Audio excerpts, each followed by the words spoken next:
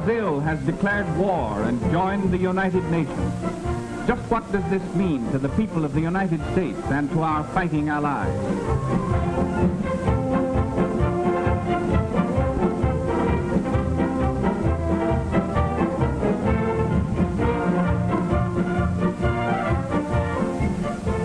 We have gained a powerful new friend in Brazil.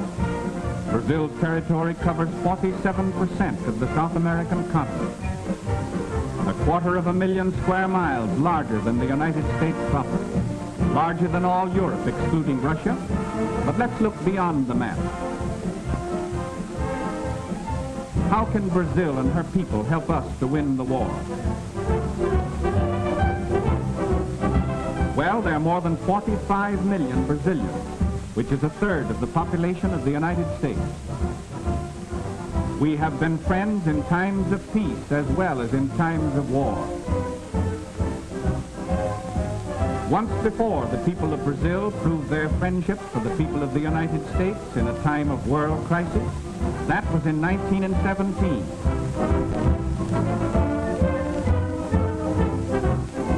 The two peoples have much in common. Like ourselves, the Brazilians are very cosmopolitan in character. They are a progressive people with a constitution that guarantees protection to all workers and modern social legislation.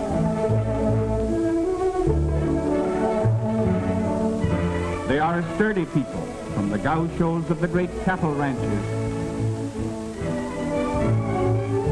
the workmen on the rich coffee and cotton plantations, and the orange groves of her rich valleys and plains to the city dwellers.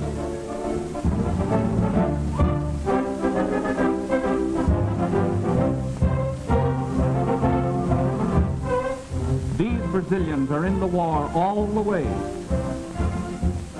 All males between the ages of 18 and 40 are now subject to military duty. An army of 3 million soldiers can be raised without affecting vital industrial activity.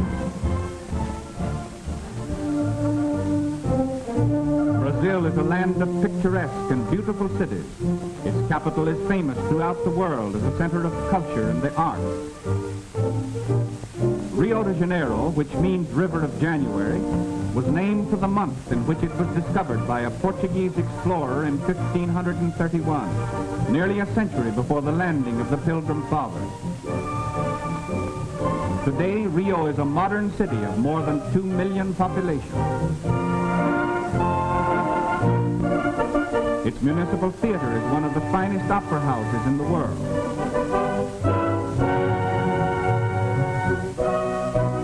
The Tiradentes Palace has, since January 1942, come to be known as the birthplace of hemisphere unity, for it was here that the 21 American republics drew up the momentous Rio Charter, a far-reaching agreement of mutual faith, collaboration, and protection.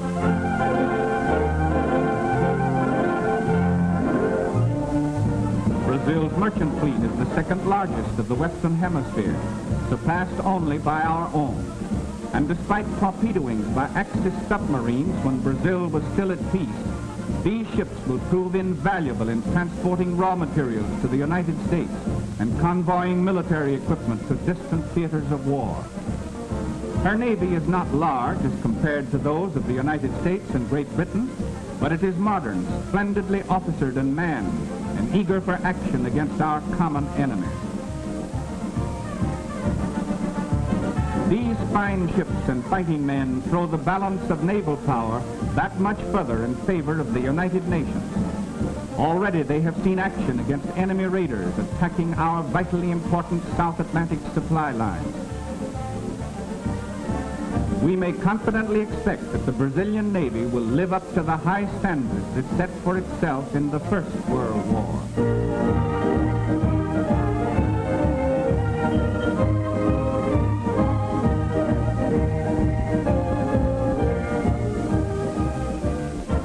Backing up its navy is Brazil's large and rapidly growing air force. These splendid new airfields, through the courtesy of our good neighbor and ally, are now available to our long-range flying fortresses and liberators.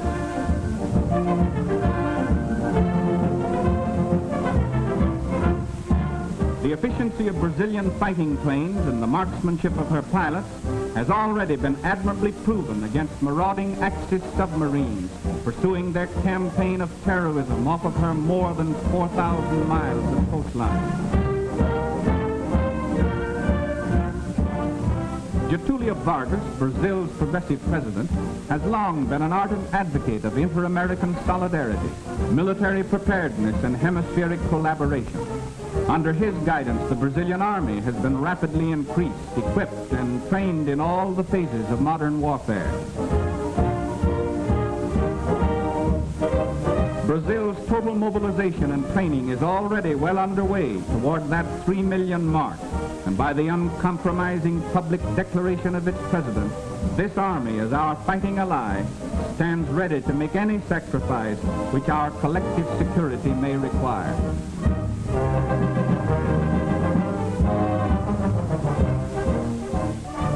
Under government supervision, Brazil is now manufacturing modern aircraft. Other war materials are also being manufactured on production lines patterned after those of our own great plants. As an industrial country, Brazil ranks second to the United States in the Western Hemisphere. And Brazil's fabulous resources and a great variety of important raw materials make her doubly valuable as an ally. Brazil is the hemisphere's second largest producer of chrome ore, so important in the manufacture of high-grade steel.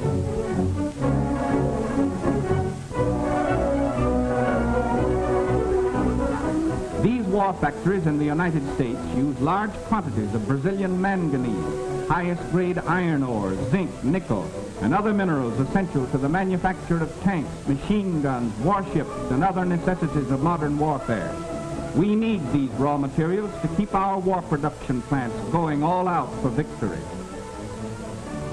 Brazil produces a large quantity of bauxite, from which the aluminum used so extensively in our combat planes is made. Brazil is the world's only source of high-grade crystal in substantial quantities, so essential in the manufacture of the electrical, optical, and precision instruments which have such a vital place in modern warfare.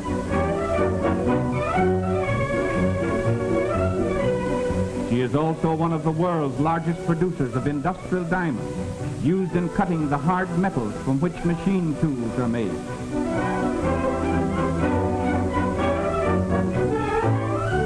She can produce enough of the basic material for making explosives to supply the entire world. We all know that Brazil leads the world in the output of coffee, but far more important in wartime, the great jungle forest of the Amazon Valley is the cradle of the rubber industry. In 1903, this area supplied more than 3/5 of the entire world's consumption of rubber. The seeds of rubber trees such as these, smuggled out of the Amazon country, shifted the rubber production of the world to the Far East. But that supply of this tragically important product is now among the spoils of war in the hands of the Japanese. However, 1.5 million square miles of wild rubber trees in the friendly Brazilian Amazon basin is again being tapped to supply the needs of the United Nations. Brazil's production of rubber alone may prove to be a decisive factor in winning this war.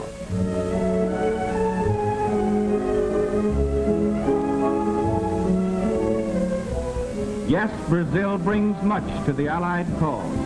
Not only the weight of her resources and manpower, but the militant spirit of her people and the reaffirmation of her friendship for the people of the United States, a friendship which we welcome with gratitude and which shall never be forgotten.